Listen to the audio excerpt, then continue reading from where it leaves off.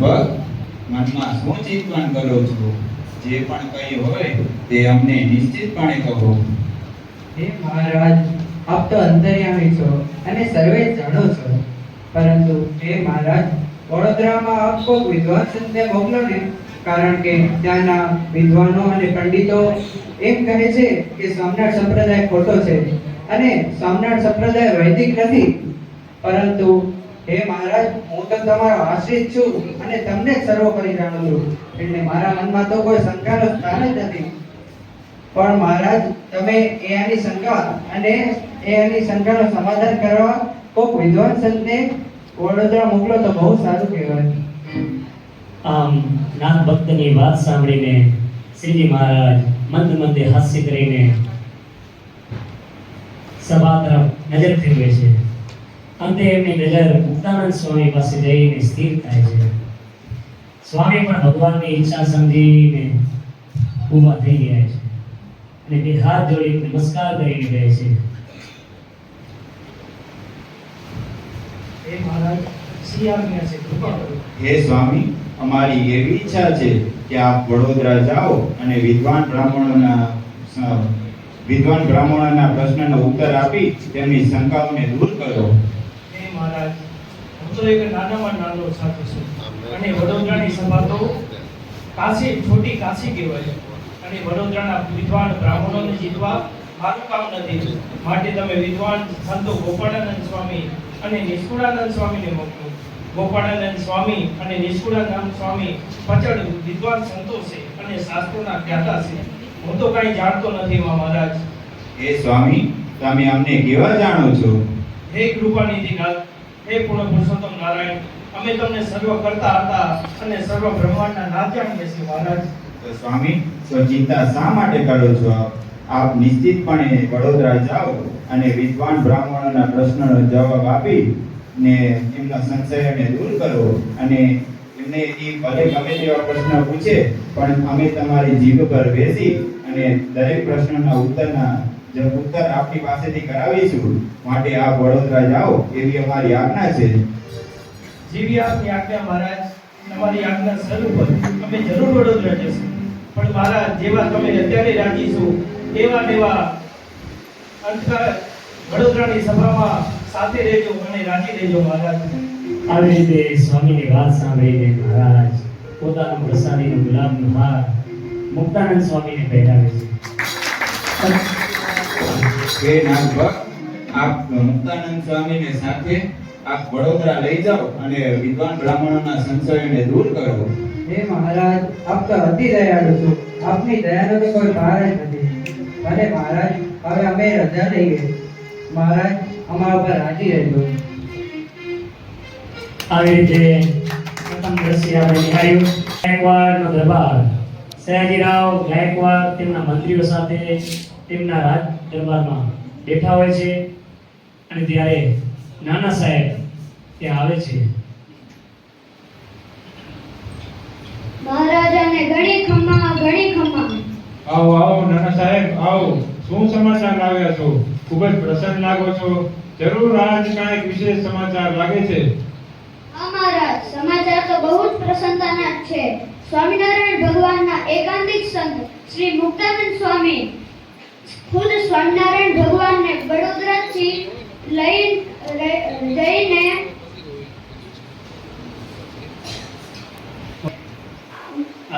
આજ્ઞા કરી છે અને મુક્તાનંદ સ્વામી વડતાલથી વડોદરા માટે નીકળી પણ ગયા છે. ખૂબ જ સરસ. આપે તો ખૂબ સારા સમાચાર આપ્યા છે. અમે પણ ઘણા સમયથી આતુર હતા કે સ્વામિનારાયણ ભગવાનનું શું રહસ્ય છે, શું મહાત્મય છે અને આટલા બધા લોકો એમને માને કેમ છે, આટલા બધા લોકો એમને ભગવાન કેમ માને છે. આજે મને એવું લાગે છે કે મારા પ્રશ્નોનું અને સંશયનું આજ નિરાકરણ થઈ જશે. નાના સાહેબ, જો મુક્તાનંદ સ્વામી આવવા માટે નીકળી ગયા હોય તો આપે પણ એનું સન્માન કરવા માટે આવકાર, સત્કાર અને મોટું સામયું લઈને જઈએ. હા મહારાજા, આપની વાત સાચી છે. તો આપે પણ આ સ્વાગતની તૈયારી કરો અને હું આપના તરફથી હું રાજકુમાર ગણપતરાવને મોકલું છું અને આપણે પણ મોટો સમયની તૈયારી કરો. જી મહારાજ, તમે જેવું કહો છો તે ઉત્સાહથી ભરેલા સમૈયા સાથે અમે તેઓને લઈ આવીશું. ચાલો નાના સાહેબ, ચાલો. આવી રીતે દ્રશ્ય 2 એ પૂર્ણ થાય છે. ત્યાં આપ મુક્તાનંદ સ્વામીને લઈને પધારો છો એ વાત સયાજીરાવ મહારાજે અમને કીધી અને અમને સમય લઈને આવવાનું કીધું. ખરેખર ધન્ય છે સયાજીરાવ રાજાને કે એમનો આ હેત અને લાગણી જે આવા સંતો પ્રત્યે છે. નાના સાહેબ, આ જો આ અમારા સત્સંગની માં પ્રેમ અને વાત્સલ્ય રૂપ એવા મુક્તાનંદ સ્વામી. એ સ્વામી, આપ પગપાળા ચાલીને કેમ આવો છો? હું તમારા માટે હમણાં જ હાથીની અંબાડી મંગાવીને આપું. ના કુંવરરાજ, અમારે સંતોને તો પગપાળે ચાલવું યોગ્ય લાગે. અમે આ કોઈ સવારી ઉપર બેસીને ન ચાલીએ, અમારી પગપાળા જ શોભે. ના સ્વામી, હું હાજર હોવા છતાં પણ તમે પગપાળા ચાલીને આવો તો અમારી લાજ જાય. ના કુંવરરાજ, તમારી રાજીપો સારો છે, પણ અમારે સંતોને તો બધું સમાન ગણાય. અમારે પગપાળા ચાલવું તે જ યોગ્ય હોય. તો સ્વામી, પાલખીમાં તો બેસશો ને? જેવી કુંવર તમારી આજ્ઞા, અમે તમારી સાથે પાલખીમાં બેસશું. નાના સાહેબ, મુક્તાનંદ સ્વામી માટે પાલખી મંગાવો. હા કુંવરજી, પાલખી આપણે સાથે જ લાવ્યા છીએ. સૈનિકો, સ્વામી માટે પાલખી લઈ આવો. આવી રીતે સ્વામી, આ બેસો આ પાલખી.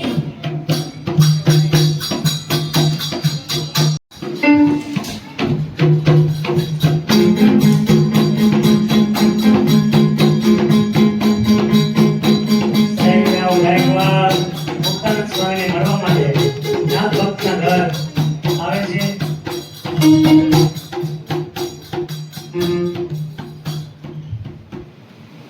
એ રાજા, પધારો, બેસો. નાના સ્વામીજી, અમે અહીંયા નીચે આસન ગ્રહણ કર્યું.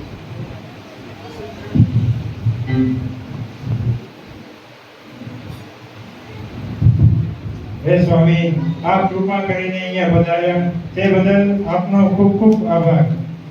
હે રાજન, અમે અમારા મહારાજની આજ્ઞા થતા આ વડોદરાની વિદ્વાનોની સભા જીતવા માટે આવ્યા છીએ. આ જગત મિથ્યા છે રાજન. સર્વ અંધકારમાં દુઃખી થઈ રહ્યું છે. સર્વ પોતાનું માની અને જગત મિથ્યામાં ફરી રહ્યો છે મનુષ્ય. જ્યારે આંખ ખુલી હોય ત્યાં સુધી બધા મનુષ્ય પોતાના જણાય, પણ જેવી આંખ બંધ થાય તત્કાળ કોઈ એનો રહેતો નથી. એક અને એક રાજન એના કર્મ સાથે જાય છે અને કર્મ દ્વારા એ જીવ મનુષ્ય પાછો મનુષ્ય દેહમાં બંધાય છે. હે રાજન, ભગવાનની ભક્તિ થકી જ મનુષ્ય એક ભગવાનને પામે છે અને એમના સ્વરૂપ થકી જ ભગવાનના અખંડ સ્વરૂપને પામી અને ભગવાનના સ્વરૂપનું સુખ ભોગવે છે. હે સ્વામી, કૃપા દ્રષ્ટિ કરીને કોઈ મને ઉપદેશ આપો. હે રાજન, અમે તો એક નાનામાં નાના સાધુ છીએ. ભગવાન સ્વામિનારાયણ પાસે, અમારા ઈષ્ટદેવ પાસે એવા તો કેટલાય નંદ સંતો છે. જો તમને એક અમારા મળી અને આટલો આનંદ થયો હોય તો અમારા ઈષ્ટદેવ પૂર્ણ પુરુષોત્તમ નારાયણ એમના સ્વરૂપમાં કેટલું સુખ હશે. જેની દ્રષ્ટિ માત્રથી જીવ શરીરના કારણ શરીર બળીને નષ્ટ થઈ જાય છે. કેવા કેવા પાપી જીવ એમને શરણે થયા છે. હે રાજન, એમની મૂર્તિનું સુખ પામવાથી, એમનું ધ્યાન કરવાથી જાણે અનાદિ કાળના ઈ સુખને આપણે ભોગવી રહ્યા છીએ એવું સુખની પ્રાપ્તિ થાય રાજન. કહો સ્વામી, મને મારા જીવનમાં તો ઘણા સાધુ સંતો મળ્યા, મહાન વિદ્વાનો મળ્યા, શાસ્ત્રીઓ મળ્યા, પણ મને આવો કોઈ ઉપદેશ દેનારો કોઈ ના મળ્યું.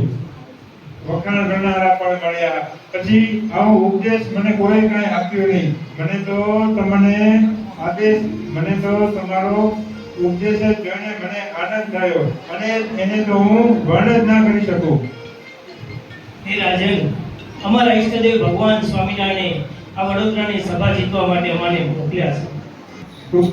હે સ્વામી, આપ કૃપા કરો તો એક વિશાળ ધર્મસભાનું આયોજન કરીએ, જેમાં મહાન વિદ્વાન અને વ્યક્તિનો સ્વામિનારાયણ સંપ્રદાયને લાગતા પ્રશ્નોનું નિરાકરણ કરીએ. હે રાજન, જીવિત આપની આજ્ઞા અને જેવો આપનો રાજીપો, આપ સભાનું આયોજન કરો. સર્વ સભાને જય સ્વામિનારાયણ. હે સ્વામી, અમે હવે અહીંયાથી રજા લઈએ. અમને પણ સભાની તૈયારી કરાવે. વિશાળ સભાનું આયોજન હોય છે. બધા વિદ્વાનો ધીમે ધીમે સભામાં આવી રહ્યા હોય છે. ભાવપુરાણી દરવાજે ઝાલર લઈને ઊભા હોય છે. રાજાના સૈનિકોનો કાફલો પણ સુરક્ષામાં હાજર હોય છે અને યોગ્ય લોકોને જ પ્રવેશ કરવામાં આવે છે. તે સમયે રામ તળાવના અને વિદ્વાન સિદ્ધવાવના અખાડાના બધા લોકોના ઝુંડ આવે છે અને તોફાન મચાવતા આવે છે અને કહેવા લાગે છે, कौन है वो जीवन मुक्तावन, आज हम देख लेंगे उसको. कौन है मुक्तावन, आज उसकी हम खबर लेंगे. આમ કોકીરો કરતા ભાવો આવે છે. से आगे नहीं जा सकते. जो कोई विद्वान होगा वही आगे जा सकते, लेकिन आप में से हमें ऐसा कोई विद्वान नजर नहीं आ रहा है, तो कृपया करके आप बाहर विराजमान होइए, नहीं तो हमें सैनिकों से बोलकर आपको बंदी बनाना पड़ेगा. આવી રીતે ભાવપુરાણી સયાજીરાવ ગાયકવાડ સભામાં પધારી રહ્યા હોય છે. સયાજીરાવ પણ સભામાં પધારે છે અને આ બાજુ મુક્તાનંદ સ્વામી પણ પાલખીમાં બેસીને સભા તરફ પધારી રહ્યા હોય છે. મુક્તા વાલા રામ ચમકાર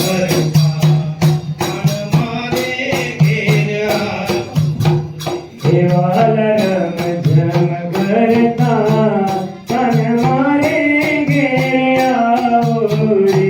વાલ રમ જમ કરતા તન મારે ઘેર આવો હે મારા પૂરા કરવા કો રસીને બોલાવો રે.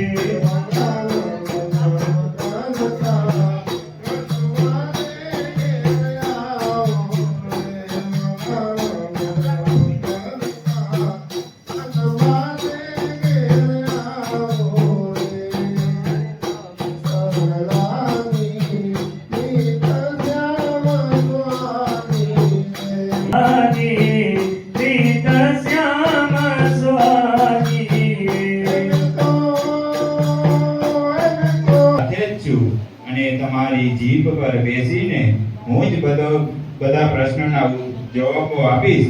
આપ નિશ્ચિત થઈને સભામાં જાઓ અને વિજય તમારો જ થશે. આવી રીતે સ્વામી મનમાં ચિંતા કરતા હોય છે અને આકાશવાણી દ્વારા મહારાજ એમને દર્શન આપી અને આશીર્વાદ આપે છે કે સ્વામી તમે જાઓ, વિજય તમારો જ થશે. અને આવી રીતે મુક્તાનંદ સ્વામી પણ સભામાં વિરાજમાન થાય છે અને સૌને જય સ્વામિનારાયણ કરીને પોતે બેસે છે.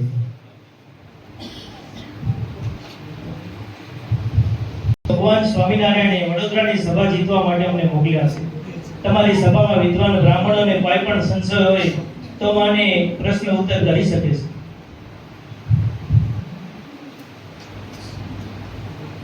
હે રાજન, જ્યારે જ્યારે આ પૃથ્વી ઉપર અધર્મ વ્યાપે છે ત્યારે ધર્મનું સ્થાપન કરવા માટે ભગવાન આ ધરા ઉપર પધારે છે. કોઈ પણ રૂપે ભગવાન આ ધરા ઉપર પધારી અને ધર્મનું સ્થાપન કરે છે અને સર્વનું કારણ હોય છે.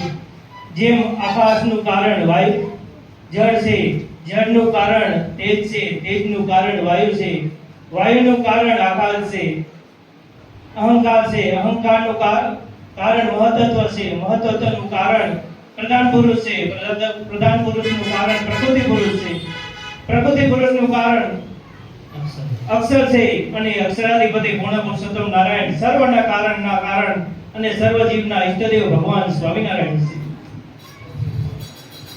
સ્વામીની વાત સાંભળી હરિહરિ આચાર્યના શિષ્ય રામચંદ્ર ભાઈ ઊભા થઈને બોલે છે, હે સ્વામી, શ્રેયાંત્યાંતિક રોડામય કેમ ભાવેતું આ ઘોર કળીયુગમાં આ જીવાત્માનું કલ્યાણ કેવી રીતે થશે? હે વૈદરાજ, તમે શાસ્ત્રોનું પૂરું જ્ઞાન નથી લાગતું, શાસ્ત્રોનું પૂરું અધ્યયન કર્યું નથી લાગતું. જ્યારે જ્યારે અધર્મ વ્યાપે છે ત્યારે ભગવાન ધરા ઉપર પધારે છે. અર્જુનને પણ ભાગવતમાં કહ્યું હતું કે અમે જ્યારે આ પૃથ્વી ઉપર અધર્મ વ્યાપશે ત્યારે અમારા સાધુનું રક્ષણ કરવા માટે અને અમારા ભક્તનું રક્ષણ કરવા માટે અમે આ ધરા ઉપર પધારશું. તો તમારે હજી શાસ્ત્રોનું પૂરું જ્ઞાન નથી લાગતું વૈદરાજ. હે સ્વામી, નામ સંકીર્તનમ વિષ્ણુ કલિકલમ સનામ. આ કળિયુગમાં નામ સંકીર્તન સિવાય આ મુક્તિ કેવી રીતના પામશે? હે રાજન, જો ખાલી નામ સ્મરણ કીર્તનથી મુક્તિ મળતી હોય તો પછી શાસ્ત્રોનું જ્ઞાન, શાસ્ત્રોમાં જે સાધન કીધા ભગવાને તે સર્વ સાધન મિથ્યા થઈ જાય. નામ સ્મરણથી ખાલી મુક્તિ મળતી હોય તો પછી સાધનનું કાંઈ મહત્વ ન રહ્યું. અને હે રાજન, જો નામ સ્મરણ કીર્તનથી ભગવાનની પ્રાપ્તિ મળતી હોય તો પોપટ પાંજરામાં બેઠો બેઠો રામ રામ બોલે છે તો એને ક્યારની મુક્તિ મળી ગઈ હોય. પણ એક અને એક ભગવાનનું ચિંતન કરવાથી, ભગવાનની અખંડ મૂર્તિ ધારણ કરવાથી અહીંયામાં નામ સ્મરણ કરવામાં આવે તો એનું ફળની પ્રાપ્તિ જરૂર થાય છે. પણ ખાલી નામ સ્મરણ કરવાથી કાંઈ કલ્યાણની મુક્તિ મળતી નથી રાજન. સ્વામી, ભાગવતમાં કેમ લખ્યું? ભાગવતમાં લખ્યું છે કે અજામિલની મુક્તિ ભગવાનના નામ સંકીર્તન સંગ થઈ હતી. હે વૈદરાજ, અજામિલે જરૂર ભગવાનનું નામ સ્મરણ કરવાથી એને પ્રાપ્તિ થઈ, પણ એ પાપમાંથી છૂટ્યો હતો, મોક્ષની પ્રાપ્તિ નથી થઈ. ગંગા ઘાટે જઈ એને મોક્ષને સાધન કરવા માટે એને ઘોર તપ કર્યું છે, ઘોર સાધન કર્યા છે. 12 વર્ષ સુધી સાધન કરી ગંગાને તટે મોક્ષની પ્રાપ્તિ કરી છે. નામ સ્મરણમાંથી તો ખાલી પાપમાંથી છૂટો પડ્યો છે.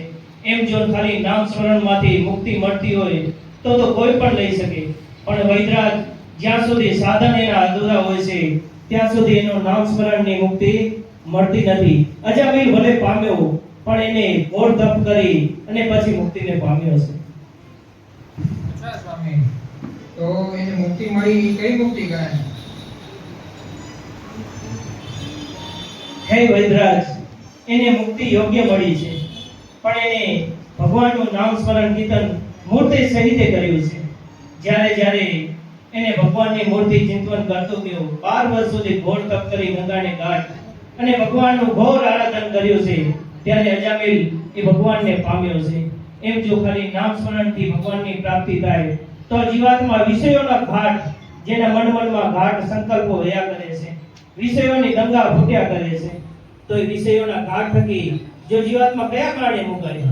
ખાલી નામ સ્મરણથી વિષયોના ઘાટમાંથી મુકાતો હોય તો વિષયોના ઘાટમાંથી તો પૂર્ણ પુરુષોત્તમ નારાયણના ધારા ઉપર પધાર્યા છે. એક અને એક ભગવાનની સાધન થકી ભગવાનની પ્રાપ્તિ થાય છે. આવી રીતે મધ્યમાં રહેલા સ્વામીની વાત સાંભળી અને મધ્યમાં રહેલા ભાવપુરાણી ઉભા થઈને બોલે છે,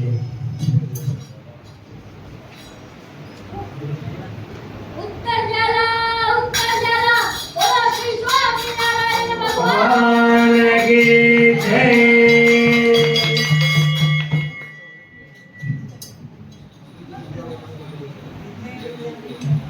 હે સ્વામી, તમે કયો એમ માની લઈ કે ભગવાનના નામ કીર્તનથી જ મુક્તિ નથી મળતી, પણ આ ઘોર કળિયુગમાં ભગવાનનો જન્મ જ નથી થતો, એને શું સમજવું આપણે? હે વૈદરાજ, તમારે શાસ્ત્રોનું પૂરું જ્ઞાન નથી લાગતું, શાસ્ત્રો હજી તમે પૂરા વાંચ્યા નથી લાગતા. દસમ સ્કંદમાં પણ ભગવાને કહ્યું છે કે અમે આ ઘોર કળીમાં અવતાર લેશું અને જીવના કલ્યાણને અર્થે અમારી મૂર્તિનો સુખ આપશું. સ્કંદ પુરાણમાં પણ ભગવાને કહ્યું છે કે અમે ધર્મદેવ અને ભક્તિ માતા થકી જન્મ ધારણ કરી અને આ ઘોર કળીનો ભાર ઉતારશું. અને બ્રહ્મ પુરાણ તો તમે વાંચ્યું જ નથી લાગતું વૈદરાજ.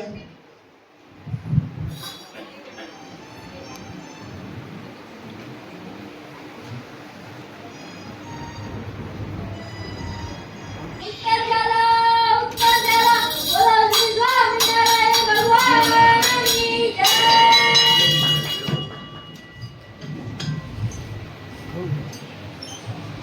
હવે રામ કહે છે, હે સ્વામી, આ કળિયુગમાં તમે કહો છો કે સ્વામિનારાયણ ભગવાન અવતાર ધારણ કરી શકે, પણ અમે માની લઈએ, પણ આ કળિયુગના અંદર સ્વામિનારાયણ ભગવાન અવતાર કઈ જગ્યાએ લખેલું છે કે સ્વામિનારાયણ ભગવાન આ અવતાર ઉપર ધારણ કરી શકે છે? બ્રહ્મ સ્વરૂપમાં પણ ભગવાને કહ્યું છે કે અમે આ ઘોર કડીમાં હરિસુરદાસ સ્વામીના ઘેર ઘનશ્યામ તરીકે, સહજાનંદ સ્વામી તરીકે જન્મ લેશું. અને વિષ્ણુ સ્કંદમાં પણ ભગવાને કહ્યું છે કે અમે નારાયણ નામ તરીકે ઓળખાશું. તો તમે કઈ રીતે કહી શકો વિરાજ કે ભગવાન સ્વામિનારાયણ ઘોર કળિયુગમાં પોતાનો દેહ ધારણ ન કરી શકે? સ્વામી, એવું તો મેં નામ પણ નથી સાંભળ્યું. હે વૈદરાજ, તમે ગુરુ શાસ્ત્રોના જ્ઞાતા નથી અને ભગવાનને હજી ઓળખતા જ નથી. છપૈયા ધામમાં હરિપ્રસાદને ઘેર પૂર્ણ પુરુષોત્તમ નારાયણ ધરા ઉપર બિરાજમાન છે અને પોતાનું સ્વરૂપ આપવા માટે સર્વ જીવને મુક્તિનું સાધન આપ્યું છે. હે રાજન, દરેક પુરાણમાં ભગવાનને પોતાનું કલ્યાણ માટે અને દેહ ધારવા માટેનું નિમિત્ત બનાવ્યું છે.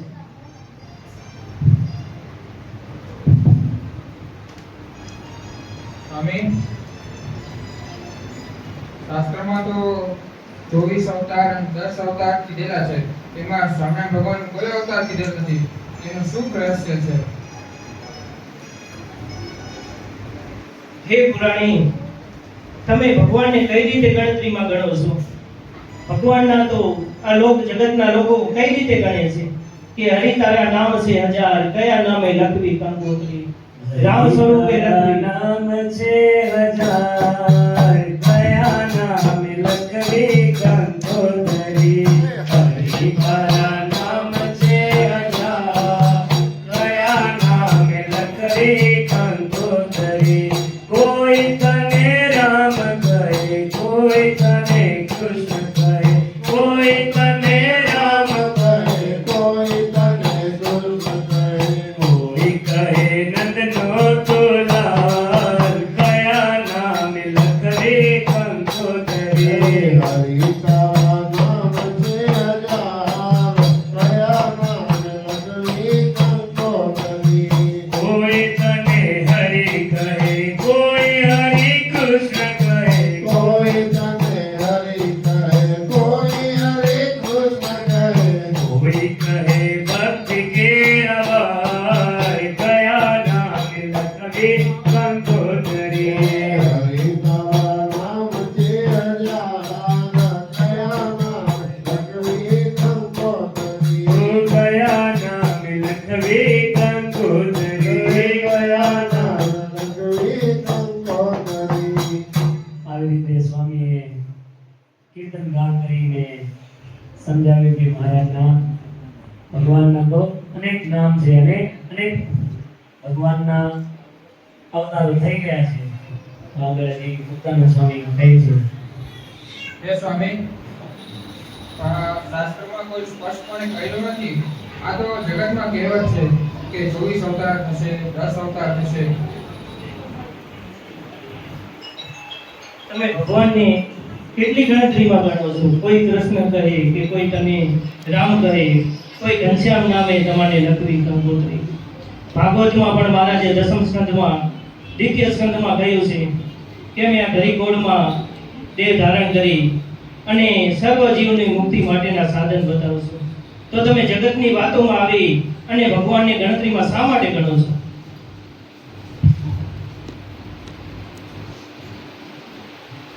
આવી રીતે મધ્યમાં રહેલા ભાવ પુરાણી ઉભા થયા છે અને બોલ્યા છે, ઉત્તર જલા બોલો શ્રી સ્વામિનારાયણ ભગવાનની જય.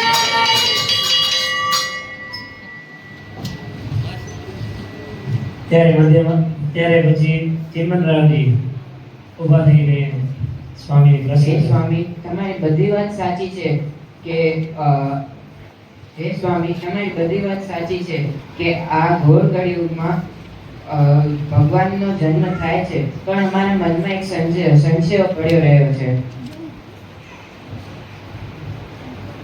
બોલો બોલો, ચિંતા ન કરો, અમે તમારા બધા પ્રશ્નોનો ઉત્તર આપશું. એ સ્વામી, તમે કહ્યું એ અમે માની લઈ કે સ્વામિનારાયણ ભગવાન જ છે, પણ અન્ય રામકૃષ્ણ અવતાર એને સ્પષ્ટપણે કરાયું છે કે એ લોકો ભગવાન જ છે. તો એને રામ ભગવાને સાગર ઉપર સેતુ બાંધ્યો હતો. કૃષ્ણ ભગવાને પોતાની તતલી આંગળી ઉપર ગોવર્ધન પર્વત ધારણ કર્યો હતો. પણ સ્વામિનારાયણ ભગવાને એવું કયું કાર્ય કર્યું છે જેથી અમે લોકો એમને ભગવાન માન્યા? હે જીવનરાવ, તમે કયા માપદંડથી ભગવાનને માપો છો? આ માન્યો કે તમે રામ ભગવાનને ભગવાન કહ્યા, પણ ભગવાનને તો સેતુબંધ બાંધી અને લંકા જવા માટે સેતુબંધ બાંધવો પડ્યો હતો, અને હનુમાનજી તો એમના આપમેળે લંકા પહોંચી ગયેલા. અને જે શ્રી કૃષ્ણએ ગોવર્ધન ધાર્યો ત્યારે પૃથ્વીનો સહારો લેવો પડ્યો હતો. અને ભગવાન સ્વામિનારાયણ, આ સર્વોપરી ઈષ્ટદેવ ભગવાન સ્વામિનારાયણ સર્વને મુક્તિ આપવા માટે આ ગૌર કડીમાં પોતાનું સ્વરૂપ ઓળખાવવા માટે, એટલું જ નહીં, તમે જોગણ ભગીને તો ઓળખો છો ને, કેવો કુખાર લૂંટારો અને પાપી જીવ. અને સાયજીરાવ સરકારે એના માટે તો લાખોનું ઇનામ રાખ્યું છે કે જીવતો અથવા મૃત્યુ જ્યારે પકડાય તો એને લાખ રૂપિયાનું ઇનામ આપવામાં આવી. કેટલો ઘોરી અને પાપી જીવ, છતાં પણ ભગવાને એનો ઉદ્ધાર કર્યો અને અધર્મમાંથી છોડાવી અને ધર્મમાં એને લાવ્યો. અને કેવો પવિત્ર જોગણ ભગી થઈ ગયો કે ભગવાનના ચરણની રજ પોતાના થાળમાં લઈ અને નિત્ય જમવા માટેનું એનું સાધન એને ગણ્યું કે જેથી ભગવાનની ચરણની નંદ મળે ત્યારે આ દેહ છોડી દેવો. તમે કયા માપદંડથી ભગવાનને માપો છો? ભગવાનને માપવા માટેનો કોઈ માપદંડ ન હોય જીવનરાવજી. આવી રીતે પૂરી સભામાં મુક્તાનંદ સ્વામીએ વાત કરી કે રામ ભગવાનને તો સેતુ બાંધવો પડ્યો અને હનુમાનજીને તો પર્વત આકાશ માર્ગે ઉડીને લંકા પહોંચી ગયા. એવી જ રીતે કૃષ્ણ ભગવાનને તટલી આંગળીમાં ગોવર્ધન ધાર્યો, પણ પરંતુ એમને પૃથ્વીનો સહારો હતો. પણ હનુમાનજીને તો મંદરાચલ પર્વત લઈને વગર સહારે આકાશ માર્ગે ઉડીને એક સ્થાનથી બીજે સ્થાન લઈ ગયા. તો આમાંથી તમે કોને મોટા માનશો? હનુમાનજીને કે રામ ભગવાનને કે કૃષ્ણ ભગવાનને કે હનુમાનજીને? તો આવો સરસ ઉત્તર આપી અને ભગવાનનો જે ખોટો માપદંડ હતો કે આ તમે જે માપવાનું કાર્ય કરો છો એ ખોટું છે. જો ભગવાનને માપવા હોય તો પોતાના અંતરથી પોતાને ભગવાનની પ્રાર્થના કરી અને ભગવાનને સંભાળવા. આવી રીતે સ્વામિનારાયણ ભગવાનનું પણ જોબન ભગીનું દ્રષ્ટાંત આપીને કહ્યું કે કુખાર લૂંટારો જે સયાજી ઊભા થઈ અને સ્વામીના ચરણોમાં વંદન કરે છે અને મધ્યમાં રહેલા ભાવકારી પર ઊભા થઈને કહે છે, ઉત્તર જલા બોલો શ્રી સ્વામિનારાયણ ભગવાનની જય. સ્વામિનારાયણ ભગવાન એ સ્વામિનારાયણ ભગવાન છે, એમાં કોઈ શંકાને સ્થાન નથી. અને સ્વામિનારાયણ વિજય ક્ષેત્ર નામે વિરુદ્ધ કરીએ છીએ અને આજની સભામાં તે વિજય થાય છે અને એક સરસ મજાની શોભાયાત્રા કાઢવાની તૈયારી શરૂ કરો. સર્વે સખી જીવન જોવાને ચાલો રે, સર્વે સખી જીવન જોવાને.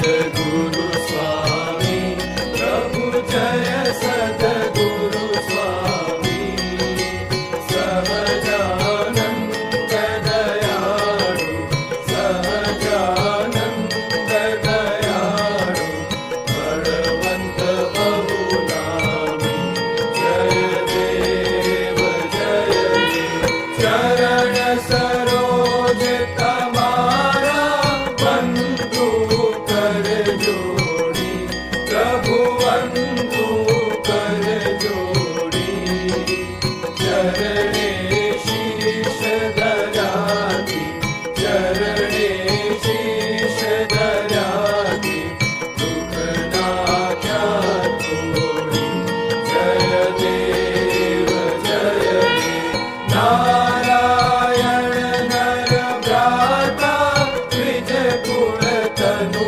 ધારી પ્રભુ